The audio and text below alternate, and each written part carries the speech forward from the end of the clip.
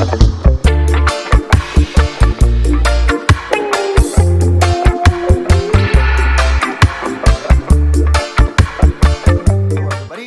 back to the Record Room. Thanks for joining me today for this installment of Reggae Spinout.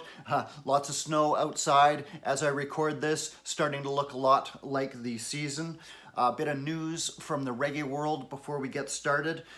Sending healing thoughts and prayers to the captain, the big ship man himself, the legend Freddie Ever Ready McGregor, we call him. Legendary reggae singer, reportedly suffered a massive stroke in Miami, recuperating at home as of this recording. Also, just a few days after the passing of Fleetwood Mac singer Christine McVie, came news that reggae singer Milton Henry had passed away on December 3rd of this year. Milton Henry, born Aston Henry in Jamaica, first attracted notice for his guitar playing as a youth in the 1960s, was noticed by some of his peers, including future music makers Bertram Brown, Keith Blake, aka Prince Allah. He would join Prince Allah in vocal group The Leaders, also cycling through involvement with other groups like the Progressions, the Techniques, the Emotions, and others. He would start to record the odd solo single for various producers in the early 1970s, including This World for Lee Scratch Perry, initially credited to King Medius. He would also do a cover of Curtis Mayfield's Gypsy Woman for producer Rupie Edwards. However, by the later part of the 1970s, he had relocated to the United States, joining his parents there. After a few musically quiet years, he would get involved with Lloyd Bullwacky Barnes and his Wackies stable of artists, musicians. In 1985, Milton Henry would finally issue his debut album through Wackies, the acclaimed Who Do You Think I Am? I am only a living man, and a man's got to take a stand and praise the living Jah. Something of a acknowledged American reggae classic through the Wackies reggae label, the preeminent US-based reggae label run by Lloyd Barnes. The ensuing years would see Henry continue to intermittently make music. He issued a follow-up album for Wackies in the late 1980s. He toured with the Meditations vocal group. In 2013, a fortuitous collaboration with Spain-based producer Roberto Sanchez would result in the Branches and Leaves showcase album, once again spotlighting Henry's fine vocals, his songcraft, married to Spanish producer Roberto Sanchez's meticulously crafted rhythms and dubs. Sanchez recreating the sound, but more importantly, the feeling of 1970s reggae through use of equipment such as Roland Space Echo and spring reverb units, but also crucially bringing something new to the table, and this resulted in an excellent, much delayed follow-up album for Milton Henry. He had remained musically active in recent years, but sadly has passed away. Just save my man from oppression. He can't hold his possession. He has laid out a plan for the chosen one.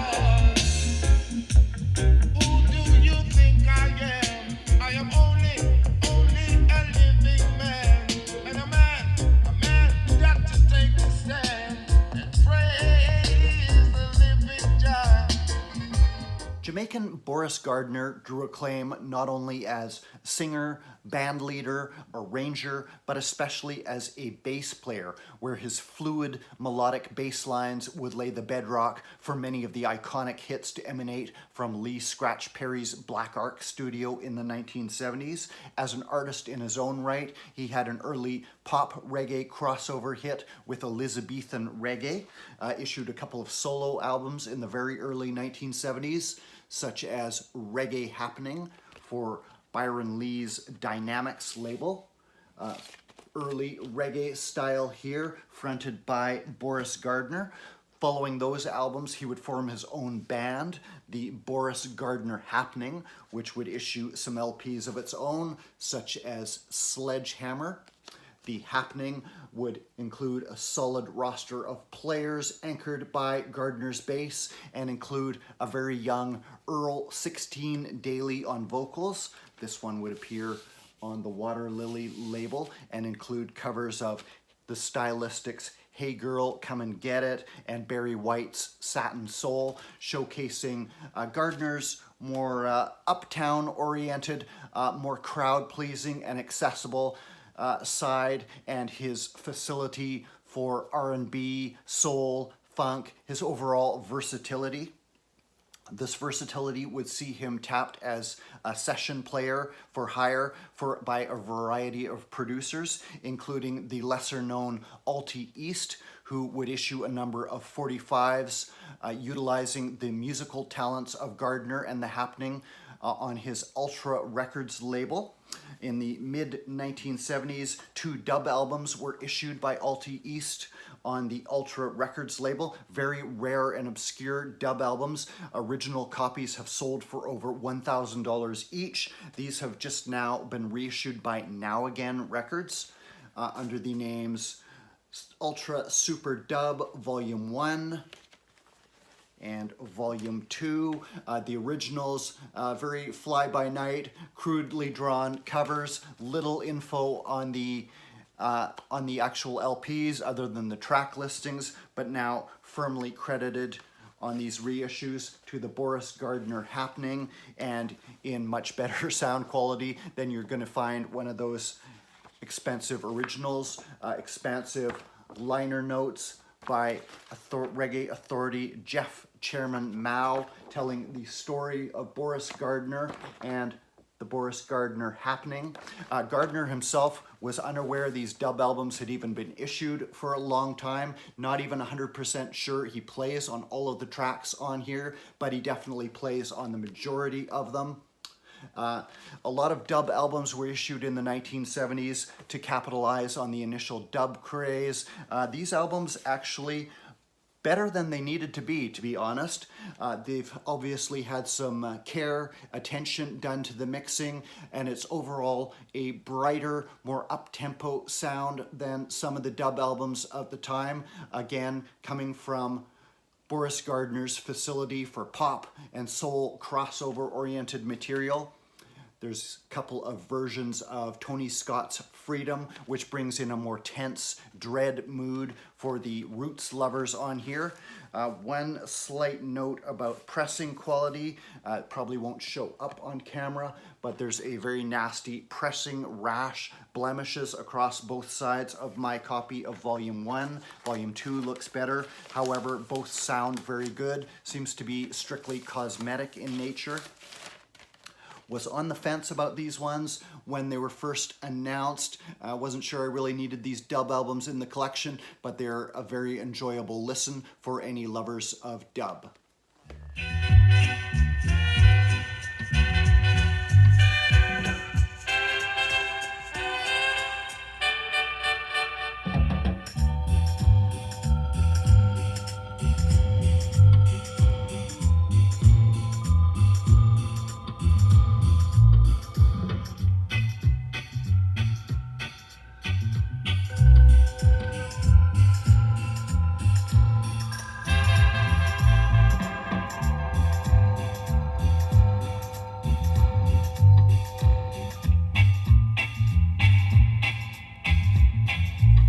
Something of a behind-the-scenes mover and shaker, Ivanhoe Lloydie Slim Smith gravitated toward music from an early age in Jamaica. His initial involvement in the business would be as a record seller for established producers like Bunny Lee, who saw his potential and graduated him into becoming an uncredited in-house arranger, a ghost producer, if you will.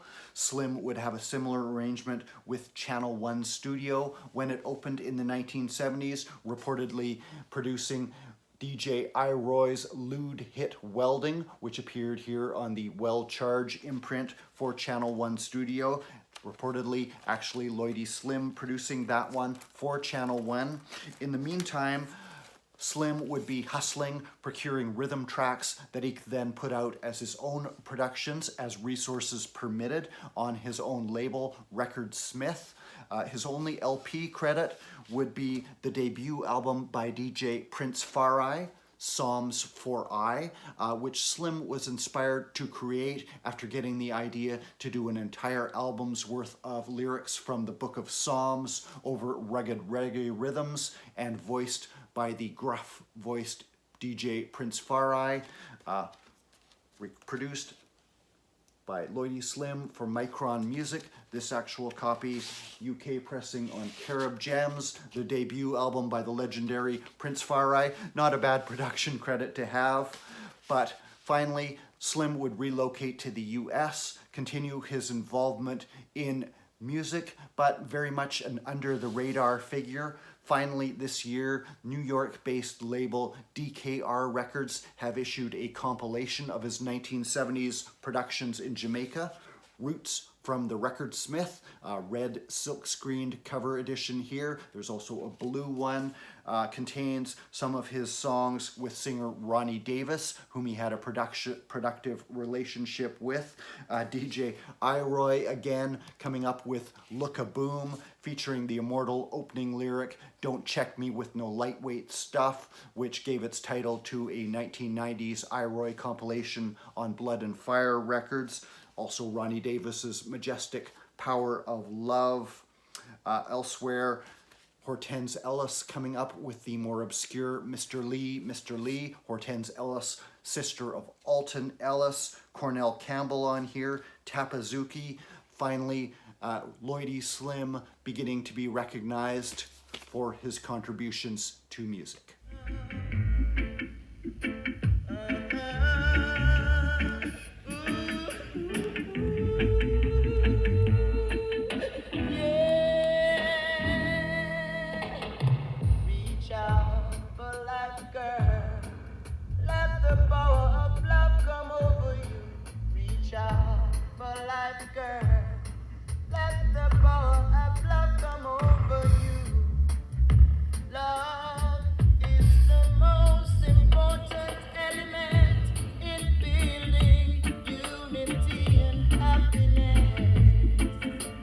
Following on from the acclaimed late career masterwork Midnight Rocker by reggae legend Horace Andy, appearing for the first time in collaboration with UK producer Adrian Sherwood and his On You Sound label here on Red Vinyl. This appeared early in 2022.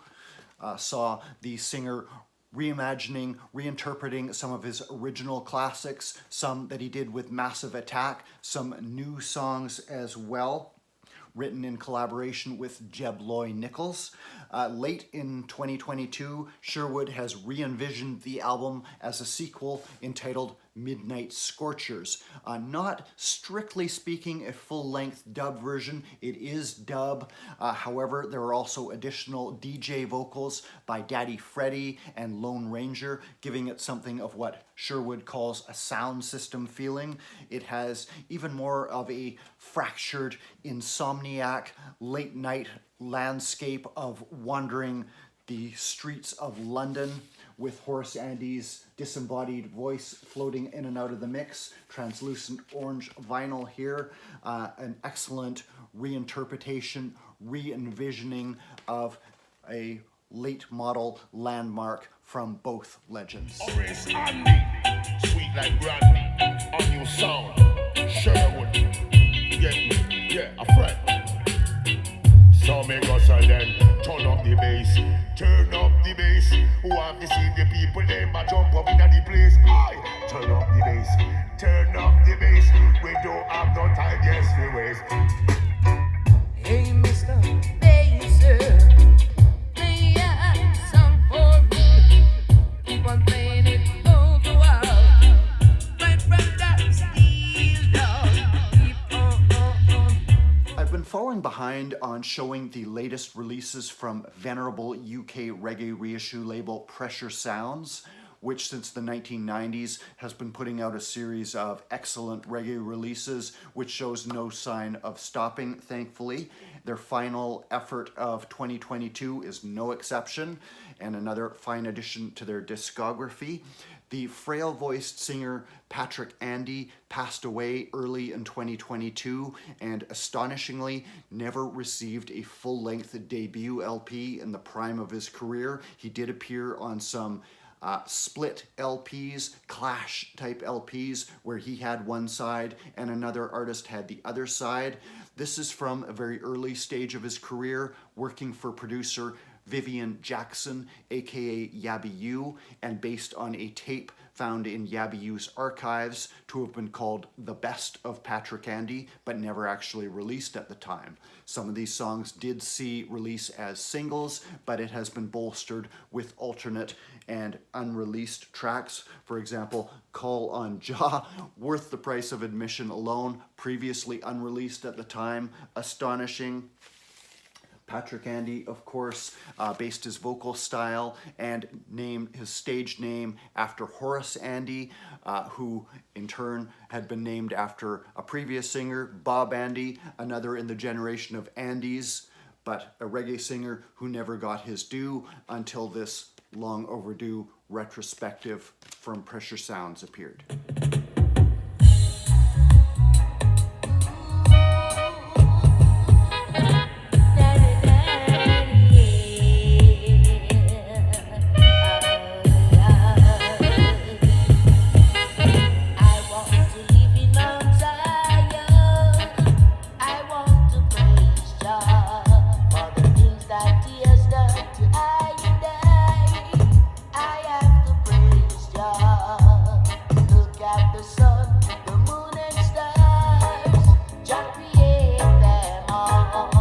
That's going to do it for the records for today, guys, as I more or less clear out the inbox of showing more recent arrivals to the collection for the latter part of the year. One more thing to show, book just arrived. Haven't had a chance to dig in, but I've been looking forward to this. The Upsetter to the Computer from Jamaican Recordings. This is the final volume of a trilogy they have been putting out, tracing the history of Jamaican music with focus more on the producers, the studios. Began with the birth of ska and into Rock Steady to Rockers. This is the final volume in the trilogy, and like the previous ones, I got an autographed copy by the authors. These books are chock full of interesting information, little nuggets I hadn't come across before. Highly recommended read for somewhat of a different perspective on Jamaican music that hasn't really been focused on to this extent before.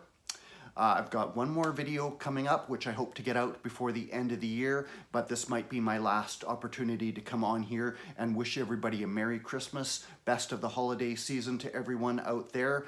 May take a bit of a break from putting up videos in the new year, haven't kind of decided yet, but thank you everybody for tuning in for this edition of Reggae Spinout.